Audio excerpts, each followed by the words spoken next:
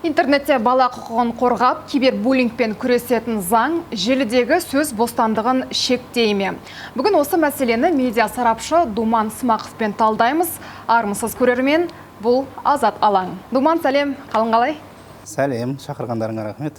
Думан, жалпы осы қабылданғалы жатқан заң жобасына сәйкес, егер әлеуметтік желіде бір деструктивті контент жарияланатын болса, ол 24 сағаттың ішінде, яғни бір тәулікте алынбаса, сол желі түгелмен бұғатталады екен. Осыған байланысты әлеуметтік желіде желі қолданушылары шулап, ол шу әлі басылған жоқ. Жалпы бұл заң қабылданатын болса, біз секілді қарапайым желі қолданушыларына қалай әсер етуі мүмкін? Біріншіден, біздің үкімет бір нәрсені түсіну керек. Қазір қазақта сөз бар, ауруын жасырған аңдамай өледі деген. Мысалы, біз күнделікті өмірде халықтың ашуын көреміз. Таксиге отырсақ та, базарға барсақ та, басқа жаққа барсақ та, бұл дүниенің көпшілігі бізде қазір әлеуметтік желіде жарияланып жатыр. Әлеуметтік желіде айтылып, Facebook нақталған кезде, Facebookқа келер болсақ, Facebook бізде үкімет, әкімдіктер бізге ұсынбаған алаң ретінде адамның сөз бостандығын айтуға, өзінің өкпе ренішін айтуға, үкіметке деген қарсылығын білдіруге арналған негізгі платформаға, негізгі алаңға айналды. Егер біз осындай қатаң әрекет жасасақ, қатаң оны блоктап тастасақ, ертең сол Facebook'та отырған адамдар алаңға көшеге шығып кетпесіне бізге ешкім кепілдік бермейді. Бұған жаңағы ұсынып отырған екі депутат та, басқа да кепіл бола алмайды. Бірінші мәселе осы. Екінші мәселе, адамдар күнделікті өмірде бір-бірімен хат алмасып, пікір алмасып үйреніп қалған. Егер мысалға Facebook'тағы мәселеге келетін болсақ, Facebook блокталса, бізде мессенджерді автоматты түрде блокталады. Google'дың өнімдері блокталса, YouTube'да блокталады, жаңағы Facebook бұғатталса, WhatsApp'та бұғатталуы мүмкін, басқасы да бұғатталуы мүмкін. Адамдар былайша айтқан кезде Қазақстанда өкілдігі бар, айналдырғаны 5-6 әлеуметтік желіге немесе мессенджерге тәуелді болып қалады. Бұл ең бірінші кезекте біздің цифрлы тәуелсіздігімізге нұқсан келтіреді. Кез келген елдің тәуелсіздігі секілді, сол елдің азаматтарының цифрлы тәуелсіздігі де біз үшін маңызды. Екінші дүние, қарапайым адам құқықтары деген сияқты, бізде біздің диджитал құқығымыз, яғни цифрлы құқығымыз да бар. Цифрлық дүниеге қол жеткізу мүмкіндігінен айырыламыз. Цифрлық дүниеге қол жеткізуге мүмкіндігімізден айырыламыз. Ол жерде негізгі 4 мәселе.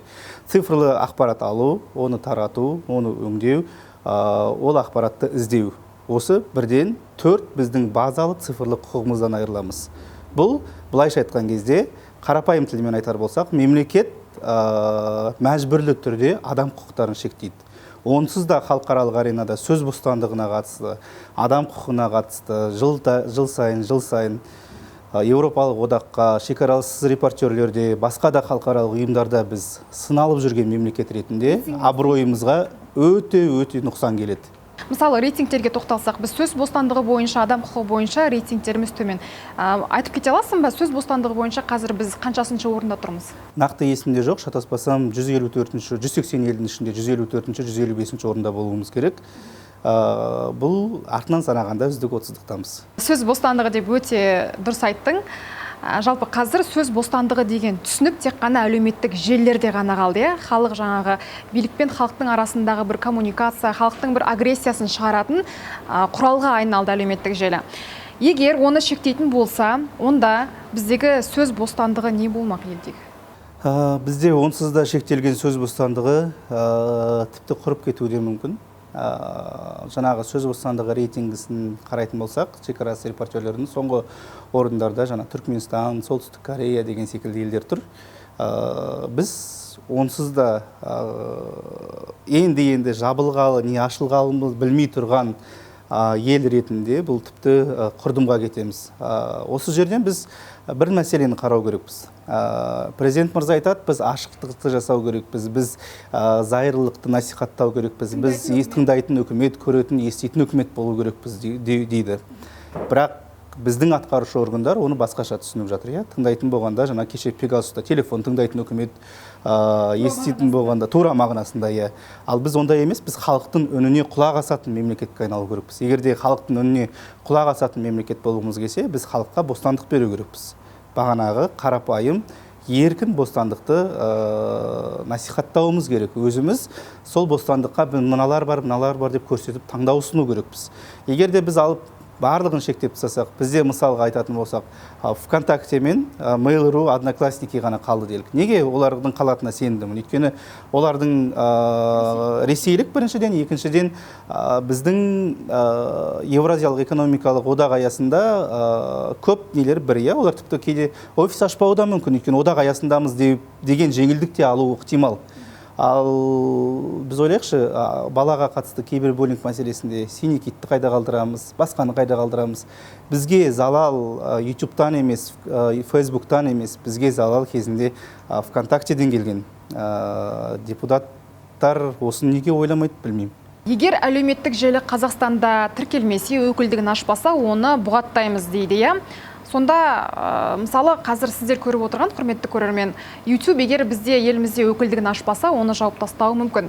Сонда бұл біздің еліміздегі әлеуметтік желілердің азаюына алып келе ме? Әрине. Ең бірінші азаюына дегеннен қарағанда шектеледі деген дұрысырақ шығар. Өйткені бәрібірде айналып өтуге мүмкіндік бар. Прокси бар, VPN бар, басқа бар. Халық жаппай онда прокси серверлерді, VPN серверлерді, немесе қара интернетке кетеді, даркнет дейді. Халықты амалсыздан үкімет қылмыскер қылуға мәжбүрлейді. Заңмен рұқсат етілмеген дүниелерді айналып өтіп көруге мәжбүрлейді. Өйткені бізде тағы бір мәселе бар. Көптеген шағын және орта бизнес бізде YouTube арқылы, Instagram арқылы, Facebook арқылы күнін көріп отыр. Бұл экономикалық үлкен шығындарға кеп соғады. Өте дұрыс айттың. Жалпы қазіргі таңда біз түсінуіміз керек, әлеуметтік желі деген тек қана ойын-сауық құралы ғана емес, ол іскерлік коммуникациялар, ол жерде бизнес жүріп жатыр. Ол жерде мысалы пандемия жылында мектеп болсын, жұмыс орындары болсын, барлығы қашықтан жұмыс істеген кезде осы әлеуметтік желілер арқылы бір-бірімен байланысты. Егер желі шектелетін болса, онда бұның соңы терең әлеуметтік проблемаға келуі мүмкін бе? Жаңа ғана айтып кеттім ғой, мысалғы бізде қаншама адам YouTube-тан монетизация жасап ақша тауып отыр. Бірінші мәселе. Қаншама адам, мысалға тырнақ болсын, шаш болсын, массаж болсын, торт сататын адамдар болсын, мысалы тәтті өнімдер, өзі үйде пісіріп чөберек самсаларын сататын адамдар болсын, олардың көпшілігі Instagram арқылы пайда тауып отыр. Егер үкімет қандай да бір желі контент ұнамай, осы контент парақшаны бұғаттаудың орнына Instagram толығымен бұғаттап тастаса, шағын және орта бизнестің жартысынан көбі үлкен шығынға келеді. Ол жарнамасы жұмыс істемей қалады, клиенттері таба алмай қалады. Ол олардың табысына тікелей әсер етеді. Тіпті менің түсінігімше бұл тіпті пандемия кезіндегіден де үлкен шығындарға әкеп соқтыруы мүмкін. Тағы бір мәселені айтсақ, одан бөлек қаншама шоу-бизнес өкілдері, қаншама шағын және орта кәсіптен бөлек медиа агенттіктер, олардың барлығы YouTube арқылы, шығармашылық топтардың көпшілігі YouTube арқылы ақша тауып отыр. Демек, тек қана шағын және орта бизнесті ғана емес, сонымен қатар өнер адамдарында, медиа ұйымдарды да, продакшндерді де, тіпті шығармашылықпен айналысатын кез келген өзге ұйымдарды да біз қаржысынан айырамыз, тауып отырған нанынан, ақшасынан айырамыз. Бұл 4 пункт айналдырғаны, осы 4 пунктті тіпті алып та тастауға болады. Өйткені бұлардың баланы кибербуллингтен, баланы жаңағы интернеттегі арандатудан, өшпенділік тілінен құтқарады дегенге сенімім аз. Жалпы бәріміз әлеуметтік желіде пікір жазғанды ұнатамыз. Бұл біздің азаматтық ұстанымымыз, жаңағы кейде қалжыңдап айтамыз ғой, ас үйдегі патриот немесе дивандағы сарапшы деген секілді. Бұл дұрыс нәрсе, бұл плюрализм деп жатамыз. Бірақ біз көрермендерге түсініктеме берейікші, әлеуметтік желідегі пікір қай кезеңде кибербуллингке айналады? Яғни қай кезеңде ол жауапқа тартылатын контентке айналады? Осы жағын тоқталып өтсек. Мысалы, және екеуміз осы сұхбатты жарияладық. Сұхбаттың астына жазып отыр. Думанды қайтесіңдер тыңдап, ол шетелдің агенті деді, немесе біреу жазды. Думандыкі дұрыс емес деп жазды. Бұл жерде екі пікірдің біреусі бізде кибербуллинг, біреусі жай ғана пікір. иә, думандікі дұрыс емес деген пікір, өйткені оның жеке пікірі. Думандікі дұрыс па, дұрыс емес па, оны қалай қабылдайтындығы өз еркінде. Ал думанды нақты дәлелдерге, нақты негіздерге сүйенбей шетел агенті деп айту, ол менің тарапыма жасалған кибербуллинг. Бір сөзбен айтқан кезде мені қорлау немесе маған пәле жабу. Балаға да қатысты. Менің жеке басыма тиісу, қол сұғу. Балаға да қатысты. Мысалғы, мектептерде әлсіз бала болады, көзілдірік таққан бала болады. Немесе өте жақсы оқитын, жаңағы тек қана оқудан басқа дүниемен айналыспайтын балалар болады. Соларды топта, сыныпта жасайды. Ой, мынау батан шығып кетші, батан не істеп отырсың деген секілді дүние бар. Бұл жай буллинг. Былайша айтқан кезде жай қорлау баланы. Ал егерде осы баланы қатыстырып, WhatsApp топтар жинап, бұл балаға ашып, бұл балаға жазбайтындай қылып тыйым салып тастап, ал топтың өзі жазып отырса, мына батанды кіргізіп қойдық, қараңдар, ха-ха-ха, бұл батанды өлтіру керек, немесе бұл батанның жүрген жерін аңдып отыру керек, кітаптарын жыртып тастау керек десе, бұл балаға қатысты психологиялық, психикалық қысым көрсету. Бұл егерде өмірдегі қорлау интернетке өтетін болса, өмірдегі пәле жабуымыз интернетке өтетін болса, бұл кибербуллинг мәселесі болады. Думан, осы жерде бар ғой, біз қоғам болып мүмкін А нүктесінен кейін қарай жүргеніміз дұрыс шығар. Мысалы, баланы кибербуллингтен қорғамай, оның сана сезімін өсіру да, мысалы, балалардың біреудің жеке шекарасына қол сұқпау керектігін үйретуіміз керек шығар. Қалай ойлайсың? Бұл жерде мүмкін баланың психологиясымен жұмыс істеу керек. Өте келсем, бұл жерде баланың ғана емес, бұл жерде бірнеше мәселелер бар. Бірінші мәселе, мектептердегі психологтардың жұмысын реттеу керек.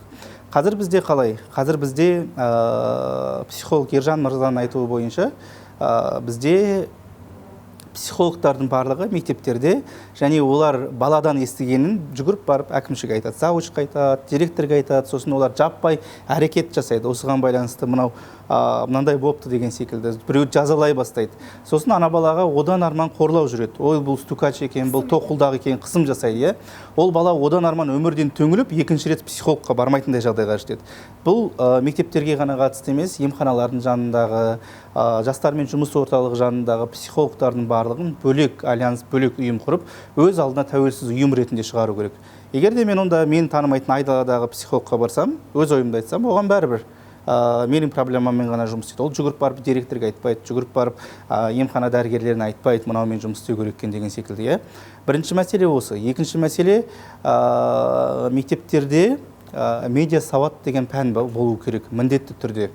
Бұл өзін өзі танудан да, басқадан да маңызды, ақпараттық гигиена болу керек. Өйткені ондай болмаса адамдар жалған ақпаратқа алданады, ондай болмаса адамдар манипуляция құрбаны болады, ондай ақпарат болмаса адамдар жаңағы қысымға тезірек ұшырауға, оның психикасына әсер етуге бейім болып келеді. Былайша айтқан кезде бізге балаларға, тек қана балаларға ғана емес, үлкен адамдардың өзіне ақпараттық вакцина керек. Егер бізде ақпараттық вакцина болса, онда инфодемия да болмайды, онда кибербуллинг те болмайды, онда басқа да өзге де қысымдар болмайды, азаяды. Думан, бізді көріп отырған ата-аналарға кеңес бере кетші, олар балаларын осындай қысымнан, жаңағы әлімжеттіктен, ақша жинау секілді фактілерден, мазақтаудан қалай құтқара алады? Олар өз балаларын қалай бір толық тұлға ретінде қалыптастыра алады? Бір нәрсені білу керек та, ер бала ретінде мектепте менде де система болды. Мен де бочкаға ақша жинадым, бірақ біздің сынып оны тоқтата алды. Неге? Өйткені біз өзіміз көрген қысымды айттық, біздің төменгі жақтағы балалар жаңағы көрмесін, біз бұны тоқтатайық деп, біздің сыныптан кейін, енді қазір білмеймін бар ма жоқ па, жаңағы ақша жинау, система жасау, ұрып соғудан қарағанда біз төменгі сынып оқушыларымен дос болдық. Оларды домбыраға ойнатуға бірге шақырдық, оркестрда жүрдік, басқа да шақырдық, концерттерге, былайша айтқан кезде салауатты өмір салтына бейімдедік. Ата-аналарда да дәл сондай болу керек. Бірінші, балаларын салауатты өмір салтына бейімдеу керек. Екінші, балалармен, ол қыздармен дос болу керек. Қазір өкінішке қарай ата-аналармен балалардың арасы алшақтап кетті. Ата-аналар таңнан кешке дейін жұмыста жүреді, балалар үйде отырады, ол не істеп отыр, компьютерда не көріп отыр, ол ненің құрбаны болып жатыр, оны кейін мәселе болары болып, бояу сіңгеннен кейін ғана көреді. Және ең қорқыныштысы осы. Ата-ана егерде баласымен дос болса, бастапқы кезде осы мәселе басталған тұста алдын алуға болады. Мысалға баласы сұрайды онда, папа, мынау деген бұлай болып отыр екен, бұл қалай ойлайсыз, дұрыс па, дұрыс емес па деген секілді. Қазақта сөз бар ғой, 7 жасқа дейін құлыңда етіп жұмса, 7 жасқа дейін ханыңда етіп көтер, 7 мен 14 жасыңа дейін құлыңда етіп жұмса, 14 жасынан кейін дос бол деген секілді. Бозбала шағынан бастап дос бол деген секілді. Өйткені балаңмен дос болған сайын, оның қандай да бір жаман дүниелерден, қатты қорқынышты, ертең зардабы мол дүниелерден алдын алуға болады. Келсем, өте дұрыс айтасың. Дей тұрғанмен де еліміздегі бала құқығының қорғалмайтынын бәріміз де білеміз. Әлімжеттік, қорлау, зорлау, ақша жинау, педофилия секілді дүниелердің барлығы қазір әлеуметтік желілерде де жүріп жатыр. Мысалы, педофилдер кей жағдайда өздерінің құрбандарын желі арқылы тауып азғырады екен. Бұл осы жағынан алғанда заңның болғаны, фильтрдің болғаны әрине дұрыс. Бірақ ол сөз бостандығын шектемеу керек. Осы жағдайды арба да сынбайтындай, өгіз де өлмейтіндей қалай реттеуге болады? Біз күні кеше шу болды, оның алдында шу болған Абайдағы бала мәселесін есімізге алайық. Бұл мәселе көп адамдарға ұнамас, бірақ дәл осы мәселеде сәл де болсын әділдіктің орнауына әлеуметтік желі әсер етті. Егер де осы секілді дүние айтыла бастаған кезде, бұл баланы қорлайды деп әлеуметтік желіні өшіріп тастаған кезде, Абайдағы баланың мәселесі қалай болатыны, ол ертең қалай шешілетіндігі беймәлім еді. Бізде әлеуметтік желі баланың құқығын бұзады дегеннен тағы бір қарама-қарсы мәселе бар. Көп жағдайда әлеуметтік желі арқылы балалардың немесе халықтың проблемасы шешіледі. Ақша жинау болсын ауруға, балаларды үй алып беріп жатыр, балаларға шетелге оқуға баруға көмектесіп жатыр, емделуге көмектесіп жатыр. Бұның барлығы әлеуметтік желімен шешіліп жатқан мәселе. Сондықтан да әлеуметтік желіге фильтр орнату керек, бірақ ол тоталитарлы фильтр болмау керек. Ол радикалды фильтр болмау керек. Айналдырғаны 5-6 Қазақстанда терроризм деп танылған бірнеше ұйымның арқасында бүкіл балалардың болашағына балта шаппау керек. Мен нақты сенімдімін, бұл 4 өзгерту 405 баппен қудаланып жатқан бірнеше айналдырғаны бірнеше ұйымның әлеуметтік желідегі парақшаларын жабу үшін немесе осы ұйымдардың жұмысын тоқтату үшін жасалып жатқан әрекет болуы мүмкін. Өйткені тікелей Фейсбукқа жазса ол өшірмейді, тікелей YouTubeқа жазса ол да не деп саналмайды. Мысалы, Еуропарламент оларды бейбіт ұйым деп мойындаған деген секілді. Сондықтан да бұл жағдайда мүлдем осы 4 пунктты алып тастауды ұсынамын. Думан, қазір екеуміз талқылап отырған заң жобасына әлі қол қойылған жоқ. Демек, біздің қоғам болып өзгертуге, өзгеріс енгізуге әлі де мүмкіндігіміз бар. Сен медиа маман ретінде, қоғам белсендісі ретінде қандай өзгеріс енгізер едің, өз ұсыныстарыңды айтып өтсең осы жерде? Осы депутаттар ұсынған заң жобасынан 37-ші, 57-ші және 58-ші, 59-ші пункттерді алып тастауды ұсынамын. Бұл пункттердің барлығы әлеуметтік желіде тоталитарлы бақылау орнатуға мүмкіндік береді. Бірінші, мысалға атап айтар болсақ, әлеуметтік желінің өкілдігі Қазақстанда ашылуы міндетті. Ол міндетті емес. Әлемдік практика деуі мүмкін, бірақ әлемдік практикада Ресейдегі жағдайды көріп отырмыз, Қытайдағы жағдайды көріп отырмыз. Әлемдік практикада көбінесе бұлар тоталитарлы жаңағы әлеуметтік желіні жаппай бақылау, жаппай осында ұстау мақсатында қолданып отыр көп мемлекет. Екінші мәселе, бұл өкілдіктің міндетті түрде қазақ болу керек дейді. Қазақстан азаматы болу керек дейді.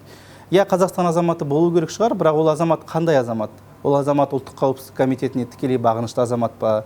Ақпарат және қоғамдық даму министрлігі тағайындай ма оны? Ол механизмдерде айтылмайды.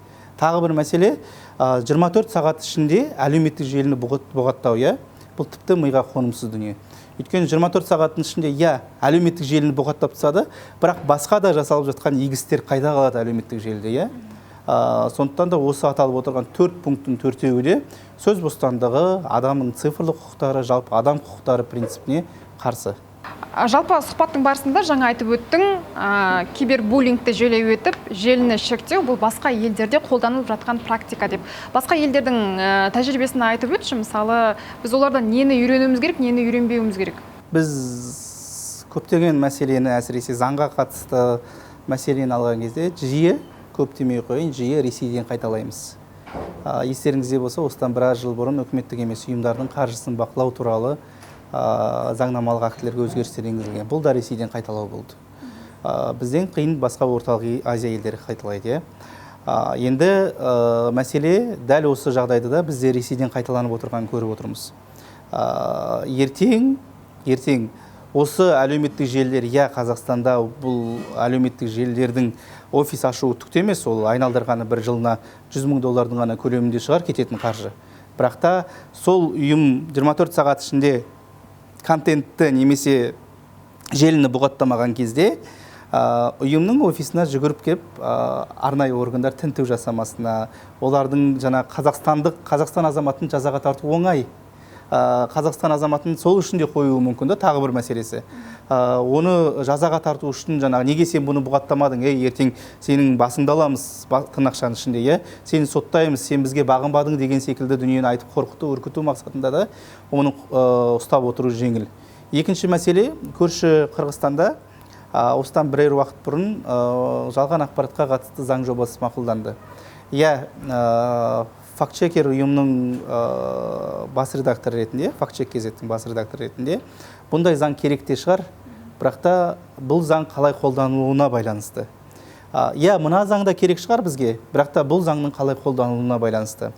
Біз көріп отырмыз 405-ші баптың, 274-ші баптың, 174-ші баптың, 131-ші баптардың адамдарды репрессивті, олардың үкіметке немесе Назарбаев жүйесіне, болмаса қазіргі болып жатқан саяси оқиғаларға теріс пікір айтқан кезде жүгіріп келіп, оларға жалған ақпарат тараттың, ұлтараздық, дінараздық тудырдың, жала жаптың немесе экстремистсің деп айтып, оларды түрмеге жабу немесе қылмыстық құрамы бар болсын, жоқ болсын, қылмыстық іс қозғау, болмаса әкімшілік іс қозғау жиілеп кетті.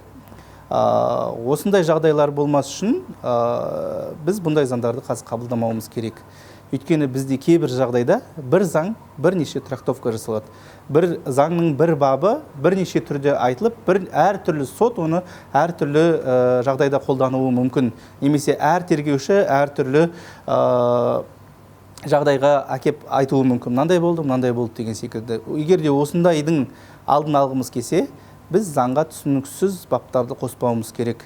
Және де бұл баптар ертең қосылғанның өзінде Ресейдегідей, көрші Қырғызстандағыда, болмаса Қытайдағы немесе басқа елдердегідей қуғын сүргіннің бабы болып кетпеу керек. Былайша айтқан кезде интернетіміз 90-шы жылдардағыдай баяу, саяси жүйеміз 37-ші жылдағыдай репрессивті болмау керек. Бұл өткен дүние. Және өткенмен қалу керек. Қазір біз 5G-ге ұмтылып жатырмыз, басқаға ұмтылып жатырмыз, цифровизация дейміз, Кеше пандемия кезінде көрдік, бағана өзің айтып кеткендей, осы YouTube-тың арқасында, WhatsApp-тың арқасында, басқа да желілердің арқасында біздің оқушыларымыз, студенттеріміз білім алды. Тіпті өзіміз солардың арқасында жұмыс істедік. Өйткені Zoom-ның подпискасын сатып алуға барының ақшасы жетпейді. Өйткені қоғамда болып жатқан басқа да, қоғамда кездесетін басқа да Google Teams бар, басқа бар, Microsoft Teams бар, басқалар бар, бұның бәрін барлығы білмейді. Ауылдағы мұғалімдер, мен өзім білемін, мысалға ауылда таныс мұғалімдердің барлығы WhatsApp арқылы оқытты. Егер де бір ұнамсыз контент алып WhatsApp-ты бұғаттап тастаса, олар қайтеді. Немесе оқушылардың көпшілігі, мысалы физикадан мұғалімдер, басқа да мұғалімдер YouTube-тан видео тауып беріп, мына видеоны көріп кел деп қосымша дамытуға, қосымша оқытуға мүмкіндік берді. Онда қайтеді, Сонымен қатар депутаттар айтуы мүмкін, бұл әлеуметтік желілерде балаларға қатысты норма жоқ деуі мүмкін. Жоқ бар, мысалы YouTube Kids'ті қайда қоямыз, Facebook'та да балаларға арналған мүмкіндіктер бар, WhatsApp'та да родительский контроль бар, ата-ана бақылауы, сигнал болсын, басқа болсын, барлығында мысалы Instagram'да деструктивті контентті бұғаттайды. Бір жалбы жасадыңыз ба, балаға қатысты бұғаттайды. Тіпті қазір педофилдерге немесе балаларға қатысты кибербуллинг мәселесіне Instagram өзі автоматты түрде өшіретін дәрежеге келе жатыр. Бізге бұндай жағдайда эволюциялық даму керек. Бізге алып соғып, бірдеңені алып дамып келе жатқан дүниені тамырын кесіп тастауға болмайды. Өйткені үйту арқылы біз тағы да айтам, балалардың дамуына, олардың баламалы білім алуына, баламалы әлеуметтік желілерді пайдалануға өте қатты зардабын тигізетіндей дүние жасаймыз. Былайша айтқан кезде өзіміз күле қарайтын Солтүстік Корея мен Түркменстанның кебін киеміз. Жаңа жалған ақпарат деп айтып қалдың, е? Біз білеміз, біздің қоғам жалған ақпаратқа тез ергіш, тез сенгіш. Мысалы, пандемия кезінде ұшақтар будақтатып бу шығарады ғой. Соны біздің халық, біздің қоғам видеоға түсіріп алып, бізді улап жатыр екен, бізді вирус таратып жатыр екен деген секілді деструктивті, ақылға қонбайтын сондай гипотезалар шығарды. Мысалы, сондай дүниемен қалай күресуге болады? Мысалы, сен айтып отырсың ғой, заң қабылдаудың қажеті жоқ деп. Бірақ біз қалай күресе аламыз сондай жалған ақпаратпен, манипуляциямен? Бұл тағы да халықты жаппай ағарту мәселесіне кеп тиетін дүние. Ол кибербуллинг болсын, ол жалған ақпарат болсын, бүкіл халықты 274-ші баппен отырғыза алмайсың. Бүкіл халықты 274-ші баппен соттай алмайсың. Мен тараттым, сен тараттың, басқалар таратты, оның қайдан келгенін де тіпті анықтау кейбір кезде мүмкін болмай қалады, е? Сондықтан халыққа түсіндіру керек, егер де сол ұшақ будақтатып уыт шашып жатса, осы ауаны сен жұтқан ауаны Назарбаев та жұтады, Тоқаев та жұтады, Мамин де жұтады, Сағынтаев та жұтады, Думан да жұтады, және да жұтады. Бұл 7-ші сыныптың физика пәнінің бағдарламасы емес пе? Бағдарламасы. Енді қарап тұрсаң, олар өзін-өзі улай ма деген сұраққа жауап іздейсің де. Егер де олар соншалықты өзін-өзі улайтындай жағдайға жететіндей не болды?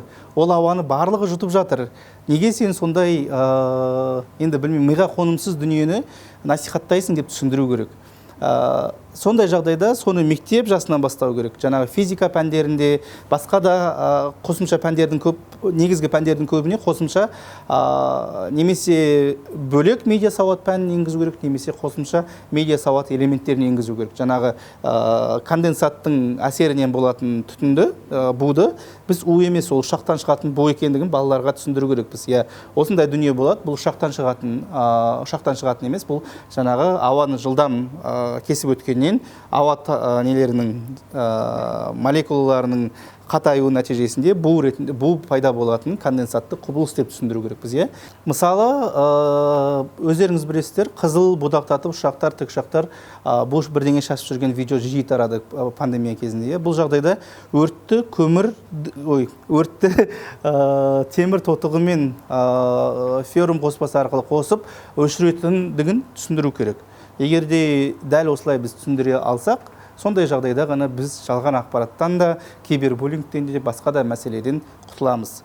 Алып соғып бір нәрсені жаппай жазалау арқылы, жаппай репрессия мен қуғын сүргін арқылы, жаппай оны қалай болса солай ананы бір жазылап, мынаны бір жазылап алдын ала алмайсың. Бір сөзбен айтқан кезде қорқытып, үркітумен мемлекетті басқаруға, мемлекеттік аппаратты жүзеге асыруға болмайды.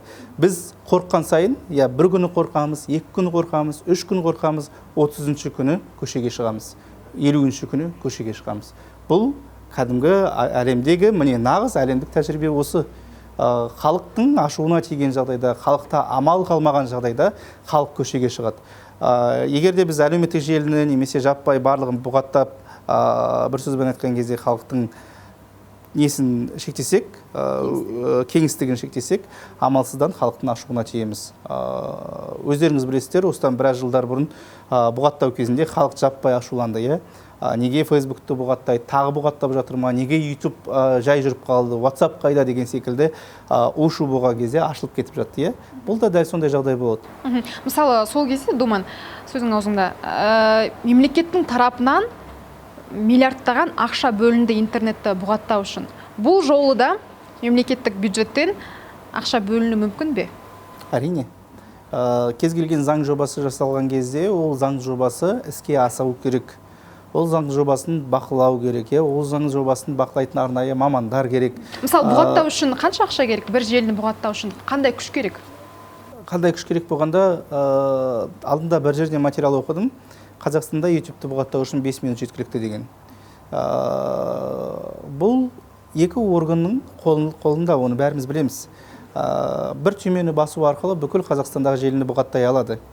Бұл тіпті қосымша ақшаны да қажет етпеуі мүмкін. Қазіргі ақшаның несімен де қазіргі ақшаның жасалып жатқан дүниесімен бар, қазіргі құйылып жатқан ақшамен де жасалуы мүмкін. Бұл заңның бұл баптарды тағы да осы бөлініп жатқан ақшаны ақтау мақсатында да енгізілуі мүмкін. Өйткені бұғаттау керек, бірақ бұлар бұғаттамады. Не істеу керек? Балаларға зиян шегіп жатыр, давай бұғаттай салайық болды. 1-2 күн бұғаттаймыз, сосын қайтадан ашып жібереміз. Ақша игерілді ме? Ақша игерілді. Осындай да жағдай болуы мүмкін. Сондықтан осы 4 пунктты қазір мәжілістің бірінші оқылымынан өтті, екінші оқылым кезінде немесе сенатқа алып тастауды, кері қайтаруды ұсынамын. Кибербуллинг мәселесіне оралайықшы, жылына желіде елімізде 140 мыңға жуық кибербуллинг фактісі тіркеледі екен. Бұдан тек балалар ғана емес, ересектер де зардап шегіп жатыр. Өзің білесің, жақында жазушы қызымыз осы кибербуллингтің кесірінен өзіне өзі қол жұмсап қайтыс болды. Жалпы біздің елде заңды былай қойғанда ұйымдар бар ма кибербуллингпен күресетін, осы салада жұмыс істеп жатқан, әлеуметтік зерттеулер жүргізіп жатқан? Бұл енді кибербуллинг деген менің білуімше енді қолданысқа еніп келе жатқан жаңа ғылымның саласы. Жаңа дүние, бұл біз интернеттің дамуымен түрлі терминдер, түрлі ғылымның жаңа салалары, түрлі дүниелердің өмірімізге еніп жатқанын байқаймыз. Мысалы, кезінде қарапайым фейк деген ғана сөзді қолдансақ, қазір біз фейктің өзін зомби фейк, оны дип фейк деп бірнеше түрге бөлеміз. Буллингті де дәл солайынан, балаларға буллинг, үлкендерге буллинг, тағысын тағы, психикасына буллинг, оны өлімге әкеп соқтыратын буллинг, тағысын тағы деп бөлеміз. Бұндай жағдайда бізде дәл осы буллинг мәселесін зерттеп жүрген адамдар өкінішке қарай өте аз. Мен нақты зерттеу жасап, нақты осы тақырыпта ақпарат іздеген Белла Орынбетова деген әріптесімді білем. Одан басқа Қазақстанда бұл сала бойынша ізденіп жүрген адамды естімеппін. Думан, сұхбатыңа көп рахмет. Осы заңды жан-жақты талқылап бердің. Енді бұл заңда сен айтқан 4 өзгерту енгізілмейді деп сенеміз. Ісің сәтті болсын. Сау бол. Көп рахмет. Шынында да осы 4 өзгерту мәжілістің екінші оқылымда немесе сенаттан кері қайтады деген үміттемін. Құрметті көрермен, сіздер Азат алаңды тамашаладыңыздар. Бүгін біз елімізде енгізілгелі жатқан заң жобасын, дәлірек айтқанда әлеуметтік желілерге қатысты заң жобасын медиа сарапшы Думан Смақовпен талдадық. Келесі көріскенше сау болыңыздар.